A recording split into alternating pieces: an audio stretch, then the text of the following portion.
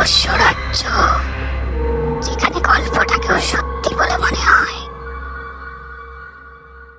আজ আমরা যে ঘটনাটি বলতে যাচ্ছি তা সম্পূর্ণ বাস্তব। এটি কোনো গল্প বা বানানো ঘটনা নয়।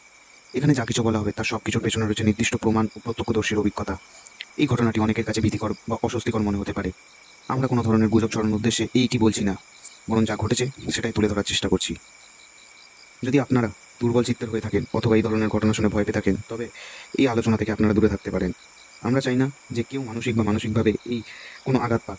শোনার আগে নিজের সম্পূর্ণ সম্মতি এবং সাহসের সঙ্গে এগিয়ে যান।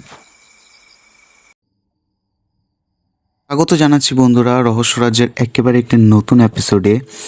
এবং আশা করব আমার গলায় ঘটনাগুলো শুনতে আপনাদের খুবই ভালো লাগছে। এবং ক্রমাগত না সেটা আমি বুঝতে পারছি, কারণ ক্রমাগত আপনারা ঘটনা পাঠিয়ে যাচ্ছেন। আজকেও আমরা নিয়ে চলে এসেছি 3টে সত্যি ভৌতিক ঘটনা। 3টে ঘটনা শুনলে অনেকটা একরকমেরই লাগলেও কিন্তু ঘটনাগুলোর স্থান, চরিত্র সবকটাই আলাদা। এবং ঘটনাগুলো আমি বেছে বেছে নিয়েছি। আর আজকের ঘটনাগুলো শোনার পরে আপনারা আশা করব রাত্রিবেলা হয়তো ইচ্ছা থাকলেও কেউকে সাহায্য করতে চাইবেন না, কোনো রাস্তায় কাউকে দেখলে, অপরিচিত কাউকে দেখলে। তো আজকে আমাদের সাথে ঘটনা পাঠিয়েছেন, প্রথম ঘটনাটি যেটা পাঠিয়েছেন সেটা হচ্ছে গিয়ে গড়িয়ার থেকে সুশীল কুমার দাস। আর দ্বিতীয় ঘটনাটা আপনাদের খুব পরিচিত জন পাঠিয়েছে, আপনারা গত এপিসোডে তার ঘটনা শুনেছেন। মধ্যমগ্রাম থেকে নিশা রয়, তার ঘটনা সত্যি ভয়ঙ্কর ছিল। আর তৃতীয় ঘটনাটা পাঠিয়েছেন আমাদের সাথে বারাসাত থেকে অতুল কুমার দত্ত। এবং 3জনকে অসংখ্য ধন্যবাদ জানাচ্ছি। এরকম করে আপনারা আরও ঘটনা পাঠিয়ে যান। আর আপনারা কি করে ঘটনা পাঠিয়ে যাবেন প্রথমেই আমি বলে দিচ্ছি বন্ধুরা। স্ক্রিনে ভেসে ওঠা হোয়াটসঅ্যাপ নাম্বারটিতে আপনারা ভয়েস করে আমাকে পাঠাতে পারেন নিজেদের ঘটনা, অথবা স্ক্রিনে ভেসে ওঠা রহস্যরাজ্য123@gmail.com-এ আপনারা নিজেদের গল্প লিখে পাঠিয়ে দিতে পারেন এবং আপনাদের ঘটনা আমি পাঠ করে শোনাবো। আর বেশি কথা না বাড়িয়ে শুরু করছি আজকের এপিসোড।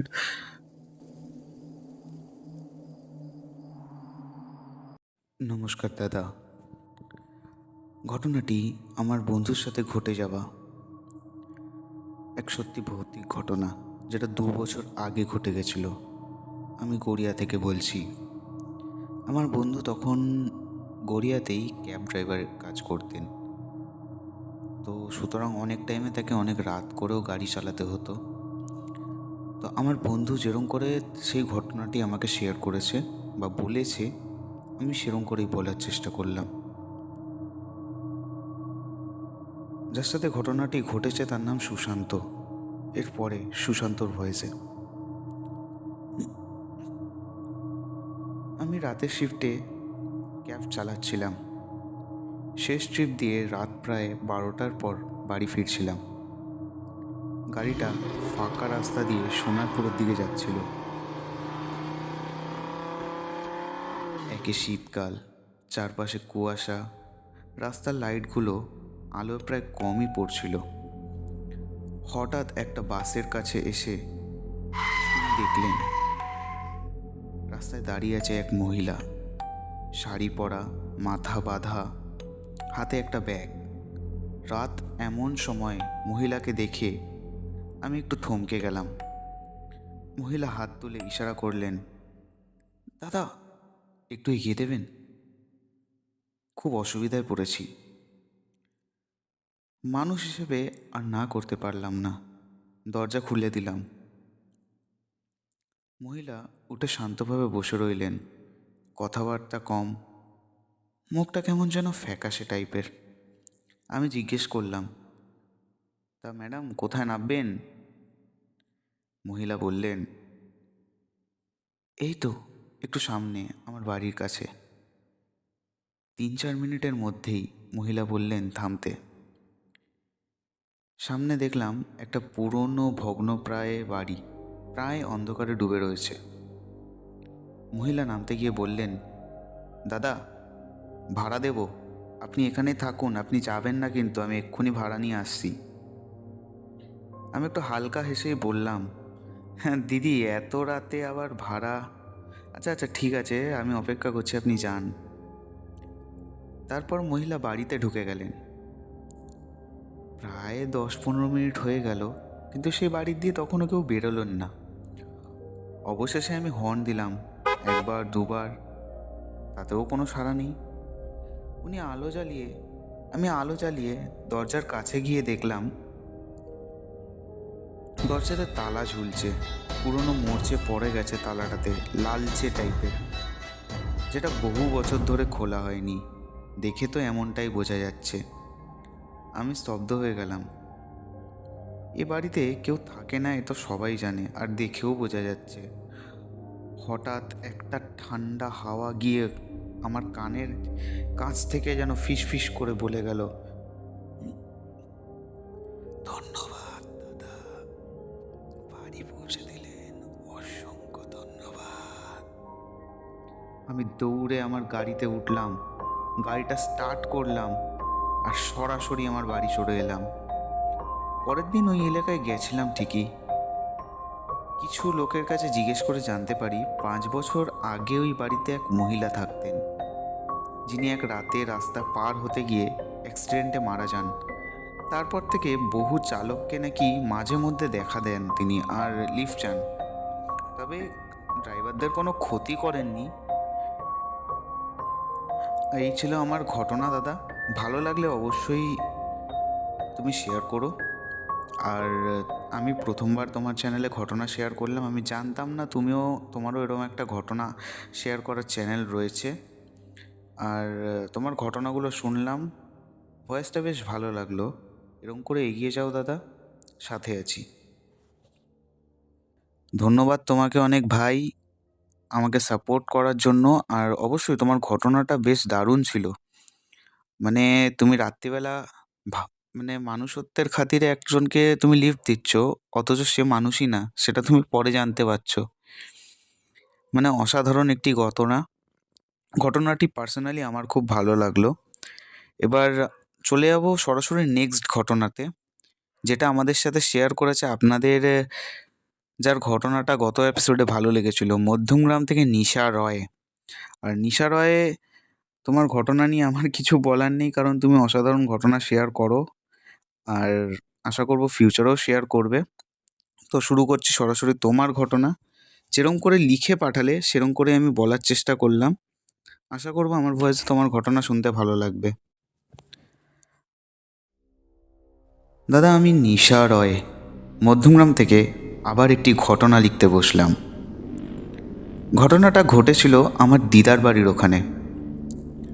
আমার দিদার বাড়ি হাবড়ায়। আমার দিদার বাড়ির পাশেই একটি আদিবাসী পাড়া ছিল। সেখানে একজন ভ্যান চালক থাকতেন। তিনি একদিন রাতে 1টার সময় ভ্যান চালিয়ে বাড়ি ফিরছিলেন। তিনি ফোনে গান শুনতে শুনতে আসছিলেন। হঠাৎ করে স্টেশনের কাছে আসতে না আসতে তার গান, মানে ফোনে চলতে থাকা গানটা হঠাৎ বন্ধ হয়ে যায়, এবং তার চোখ পড়ে তার ডান দিকে, এবং তিনি দেখেন যে একটা লোক সামনে দাঁড়িয়ে রয়েছেন, প্যান্ট শার্ট পরা। মানে দেখে বোঝা যাচ্ছে তিনি একজন ভদ্রলোক এবং যথেষ্ট ভালো বাড়ি দিয়ে বিলং করেন। ভদ্রলোকটি ভ্যান চালকটিকে ডেকে বলেন, সামনে যাবেন? লোকটি আর কোনো কথা না ভেবে বলল, হ্যাঁ চলুন যাব। কিছু দূরে গিয়ে লোকটিকে ভ্যান চালককে জিজ্ঞেস করলো যে, দাদা আপনি কোথায় যাবেন? তখন উনি বললেন, এই তো সামনেই নামবো। এরকম করতে করতে দেখলেন ভ্যান চালকটি তার নিজের বাড়ির সামনেই চলে এসেছেন। তখন ওই ভদ্রলোককে জিজ্ঞেস করলেন সেই ভ্যান চালকটি, দাদা আপনি কোথায় যাবেন? এটা তো আমার বাড়ির সামনে চলে এসেছি। আপনার সাথে কথা বলতে বলতে চলুন আপনাকে দিয়ে আসি, আপনি বলুন তো কোথায় যাবেন? তখন ওই লোকটি বলল, ঠিক আছে, আবার তো রাত হয়ে গেছে, তুমি যখন চলেই এসেছো তাহলে আমি এখানেই থেকে যাই, তোমাদের যদি কোনো অসুবিধা না থাকে।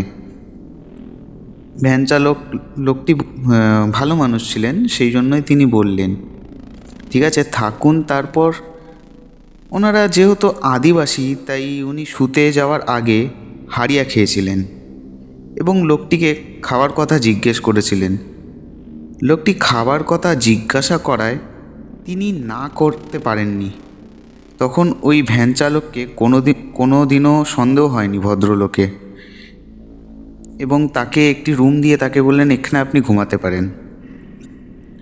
পরের দিন ভোরবেলায় ভ্যান চালকের ঘুম ভাঙল তার বউ এবং মায়ের চিৎকারে। আকস্মিক চিৎকার শুনে সেও অবাক হয়েছিলেন ঠিকই, কিন্তু ঘুম ভেঙে যখন চিৎকারে তার ঘুমটা ভাঙে, সে যখন যায় ওই জায়গাটাতে, সেটা দেখার জন্য সে প্রস্তুত ছিল না একেবারে। মানে যে দৃশ্যটা সে দেখে তার অনেকগুলো শুয়োর মুরগি অনেকগুলো ছিল, এবং সে দেখে গিয়ে সেগুলো সব আধ খাওয়া। পরে একজন ওঝাকে ডাকেন তিনি, এবং ওঝা তাকে বলেন কাল রাতে আপনি চোর বাঁচা বেঁচে গেছেন। আপনি সঙ্গে করে একজন অতৃপ্ত আত্মাকে নিয়ে এসেছিলেন। এটা শুনে সবাই খুব ভয় পেয়ে গিয়েছিলেন, এবং এই জায়গাটির পাশ থেকে যাওয়ার সবাই প্রায় বন্ধই করে দিয়েছিলেন। দাদা, ঘটনাটা শোনা আমার দিদার কাছ থেকে। এই ছিল আমার ঘটনা। কেমন লাগলো অবশ্যই জানিও। ভালো লাগলে অবশ্যই আমি আরও ঘটনা লিখে পাঠাবো দাদা। হয়তো একটু সময় সাপেক্ষ হয়ে উঠেছে, তবু আমি চেষ্টা করব লিখে পাঠানোর। অফকোর্স ঘটনাটা ভালো ছিল নিশা রয়, এবং তোমার ঘটনা শুনতে খুব ভালো লাগে, এবং আমি তোমাকে একটা জিনিসই সাজেস্ট করব, তুমি মানে ঘটনাগুলো তো ভালো পাঠাচ্ছই, বাট একটু যদি তুমি গুছিয়ে লিখে পাঠাও আর একটু, আমার পড়তে সুবিধা হবে এবং আমার অডিয়েন্সদের শুনতে আরও ভালো লাগবে। এবং তোমার এই ঘটনাটা যেটা বললে, মানে রাত্রিবেলা কেউকে তুমি ছাড়তে যাচ্ছ, মানে কোনো একটা কেউকে দেখেছো, তাকে লিফট দিচ্ছ, সে এবং বলছে রাত্রিবেলা আমাকে তার বাড়িতেই থাকতে, এবং সকালবেলা উঠে দেখছো যে সে নেই, অথচ তোমার যা যা ছিল সব আধ খাওয়া। মানে ট্রিমেন্ডাস ক্রিপি। ঘটনাটা পার্সোনালি আমার ভালো লাগলো, আর অবশ্যই তুমি আমার সাথে আরও ঘটনা শেয়ার করো, আমি আমার অডিয়েন্সদের আরও শোনাবো। এবং এভাবে ঘটনা পাঠাতে থাকো। রহস্যরাজ্য চ্যানেলটিকে আরও সাপোর্ট করো যেন আরও বড় হয় চ্যানেলটি। এবার আমরা চলে যাব সরাসরি নেক্সট এবং আমাদের লাস্ট ঘটনায়, যেটা আমাদের সাথে শেয়ার করেছেন বারাসাত থেকে। তো ঢুকে যাচ্ছি আমরা সরাসরি নেক্সট ঘটনায়।